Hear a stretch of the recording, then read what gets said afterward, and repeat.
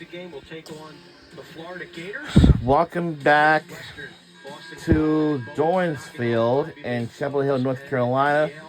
So, the winner of this game will head over there. Let's take a look at our Tewaaraton finalists. We were just verbalizing them a couple minutes ago. A pair of Boston College Eagles, a pair of Tar Heel sisters, and then we've got Madison Taylor for the Northwestern Wildcats. You know, BC has already punched their ticket. Northwestern already has as well. North Carolina. We have two sisters on our team for North Carolina Tar Heels. We have Ashley Humphrey and Chloe Humphrey. And for Boston College, they probably do have two sisters on their team, you know. And we're about to start the fourth quarter of action. And it is all down to this. Whichever team wins this game, the winner of this game will move on to the semifinals to face against Florida Gators next Friday, May 23rd, in Foxborough, Massachusetts. If we win this game, one of these days, we will head on and fly over. Which sister?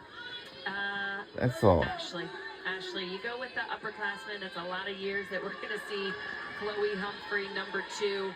She's going to have a lot of opportunity to be a Tewaaraton Award winner as well. Hard dodge to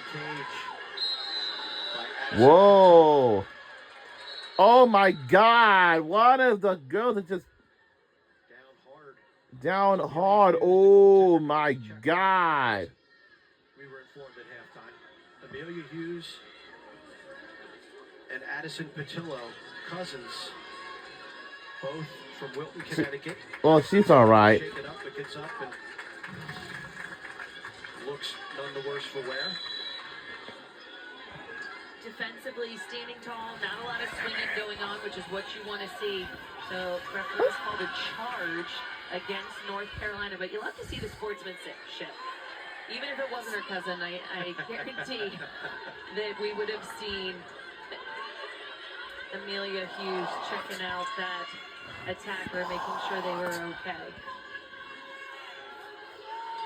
North Carolina trying to go back to the national semifinals for the 14th time. Princeton looking to make it number 13. These two programs have combined for 6 national championships. You know, that was a double team on Jamie McDonald. I'd like to see the open player get to her sooner. You know, it just seems like offensively they haven't been playing a ton of offense, so they need to work a bit harder to get open for their teammates. Now's not the time to hide behind a tree. It's work for one another. Mackenzie Blake, such an offensive force. 5'9", Ivy League attacker of the year. Will have a free position staring down Betty Nelson. Can Princeton make it 3 goals in a row? Whoa! Wow. They have cut Carolina's lead down to 7. Uh-oh. 7-point games. All right, ladies. I wanted to let all you know that Princeton is catching up with us by 7 points. Let's try to extend our lead even further, you know? That's okay, all right. That's by Mackenzie Blake. Her 88th goal this season. Her jersey number is 24. Or maybe 34. Yep, it's 34.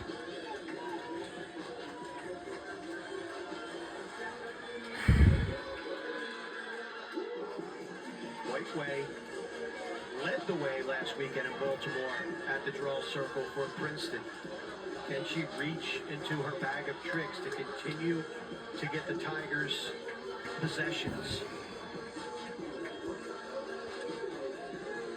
Sophie Stute, graduate Virginia Tech transfer, taking the draw for Carolina. That is a violation on Princeton.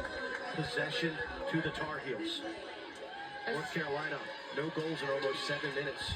And that was a smart move for head coach Jenny Levy to make that change at the draw circle, because Sophie Whiteway of the Princeton Tigers, she was she was having her way on that offensive end those last few possessions. And all it takes is one little small tweak, and next thing you know, it's UNC ball again, right from the draw. Ashley Humphrey being face guarded, so she is out of the equation here for North Carolina's offense. Kaylee Harden with a hard dodge to cage up to Humphrey. Humphrey and Allen have been battling all night. Humphrey gets right into the heart of that Tiger defense. Late whistle, much to the chagrin of the Princeton coaching staff. She will have a free position opportunity. I thought that was some great defense by Dylan Allen. The slide coming in, Sam Whiting. But the referees are calling. Her stick was in close. Humphrey with the shot saved by Hughes, and Humphrey got dumped after taking that shot. So it's physical out there. It's physical. If her arms would have been in a better position, then a foul wouldn't have been called. But because she kind of like just slightly maneuvered them out, that's why the referees gave the ball to Chloe Humphrey. But I like the quick doubles. We're seeing some different defenses thrown out on both sides of the field. Sometimes they're face guarding, and sometimes they're just letting Ashley Humphrey feed with the ball and looking to slide quickly. The changes are some good tactics. You just have to then capitalize on the offensive side. Princeton trying to get back in this game. We saw Duke rally furiously against Florida earlier today. We saw Penn make a run late against Northwestern. Another shot saved by Nelson, fights it off. And it looks like a crease violation against the Tigers, gives it to North Carolina. Nice save from Nelson.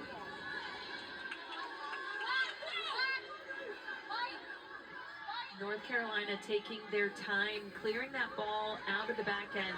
It actually services Princeton a bit. The more they slow things down on the clear, it gives them opportunity to send in their defensive midfielders. And it's amazing how much defense the Tigers have played throughout this entire game. They've come up with stop after stop, oftentimes UNC scoring on those second, third, and even fourth possessions. Not necessarily on that first one outright.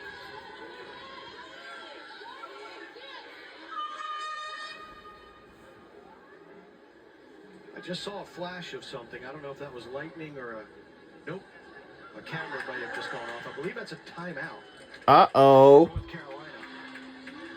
A camera something. That was just weird timing there. I did not want to jinx us. Carolina with the Uh-oh. timeout. Making a run. Can the Tar Heels punch their ticket to Foxborough?